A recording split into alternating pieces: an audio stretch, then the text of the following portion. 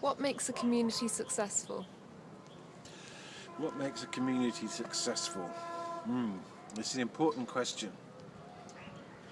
I've lived in a few different kinds of communities.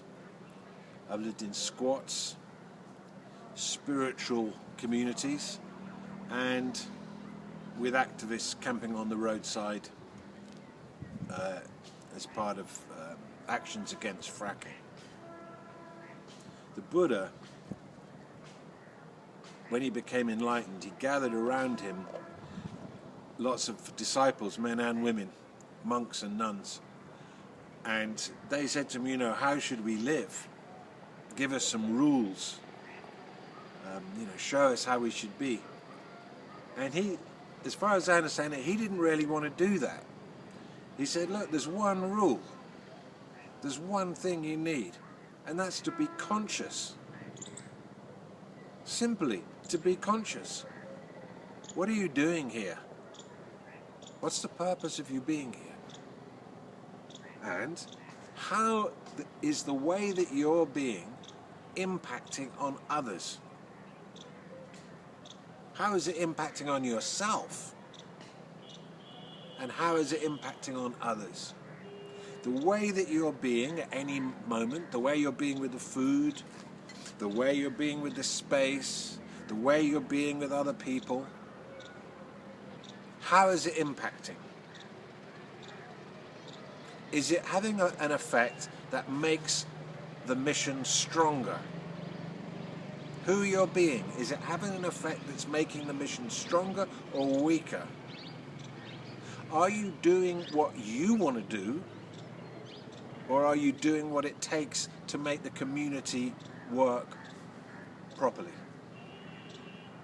Very simple questions, and not hard to see, but some people think, I am so incredible that I do what I want when I want, and I don't care what other people say. Well, these people are not community orientated. They break communities down. They are unresolved. People are only like that because of things that aren't resolved in their past. Nobody's naturally like that. And that's the hard one. You can't be in a community and do what you want to do when you want to do it because you're so incredible. Also, it's like, what else is it that brings communities? When there needs to be in place clear understandings and clear roles. This person does that. This person does this. And when you have that clear, then there's channels for the energy to run, and it can get really nice. When people don't know what they're doing, or when there's too little structure, excuse me, Bless you. too little structure, things don't get done, the same people do the menial tasks every time, resentment builds, the system fails. So there has to be a little structure, but too much structure, and it's not comfortable. And there's always a thing about leaders. In the modern thing, in the activism, it's like there aren't any leaders. Well, yes, there are. Every single person who's conscious, who's taking part, needs to be able to lead when it's appropriate. No one should think of themselves, I am the leader. But everybody should be able to step up if necessary and lead. So there are then roles created in the community. This person, like for example, when we had a squat, I was the house father. That's what my role was. And I had to look after the general runnings and organisation of the house. And it wasn't like I was the boss, it was just that was my function. Somebody else might cook. Their function as cook was not considered less than the house father.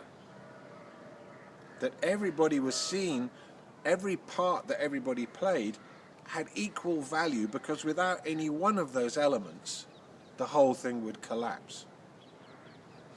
And in a community, it's about dignity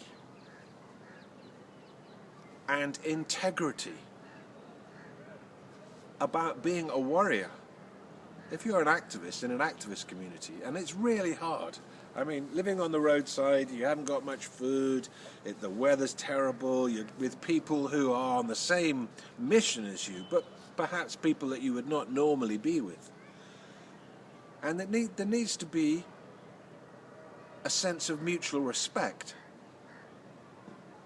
And of course, one of the things that really destroys community historically, going, say, from Occupy St Paul's, Balcombe, Barton Moss, and any number of other activist camps that have been around in recent times, is always alcohol.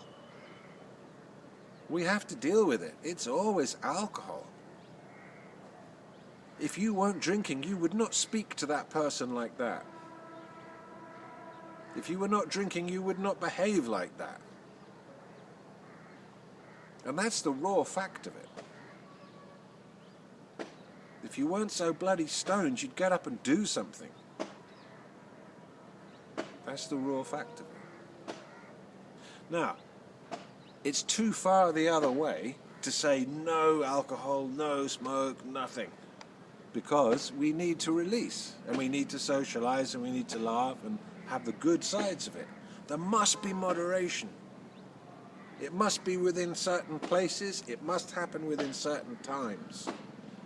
And it's just not acceptable to be fighting, to be drunk, to be rollicking about like a pisshead. Because, you see, the interesting thing is, saying the things that I've been involved in, it's quite often the really strong characters, the people you want to be locked arm in arm with on the front line as you face down the police to protect the planet, those are the very guys you want right on arm to arm. And the next thing, they're the ones that are causing the problem because they're so drunk.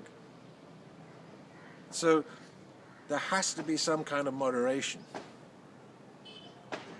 Also, if a person has a problem with alcohol,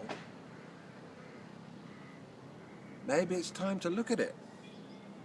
And for the sake of the mission, for the sake of the planet, for the sake of the future, to actually go, you know what? I'm going to make my effort now to put this down. Because there is an opportunity when you step up into the community of the protectors, into the community of other human beings trying to live consciously, to actually make that change.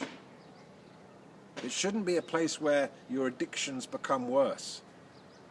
It should be a place where they start to resolve and you find yourself in a new identity as part of the future. So there's no rules that make community work, only consciousness.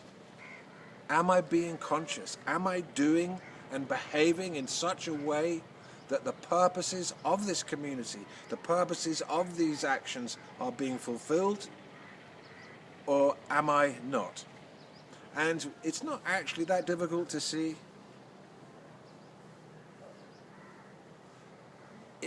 A person who is unconscious, who makes a great heroic act when the demo comes, but then destroys the community when he gets back, it's better he didn't go on either.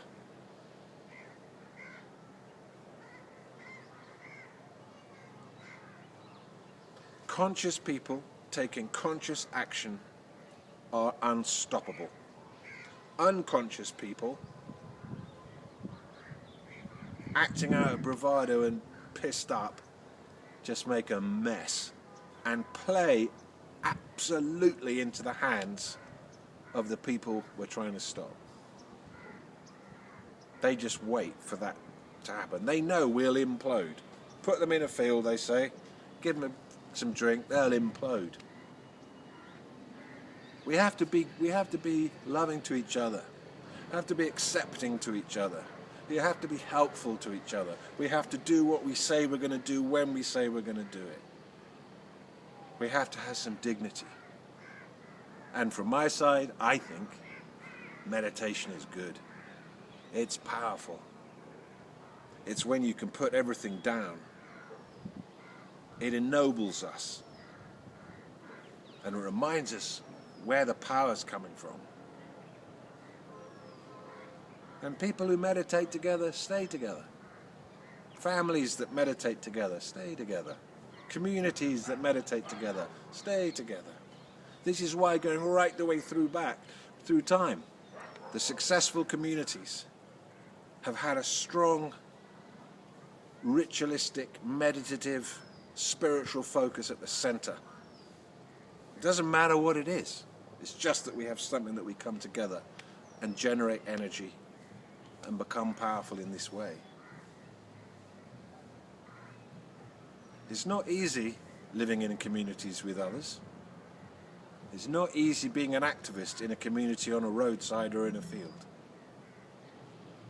And for me, I have met some tremendously good people. And anybody who does that, even if they've got problems, my respect and love goes out to them.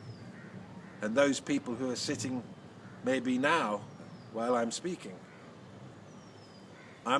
don't want you to think I'm judging you. I'm actually really grateful that you're there. And I know how difficult it is. But we must do this right, otherwise we will lose. If we do it right amongst ourselves, we can win this. We can bring this change in, for sure. But it's much more important than it appears that our communities in action vibrate with the light of truth and of love. It's much more important than you would think. Everything depends on it.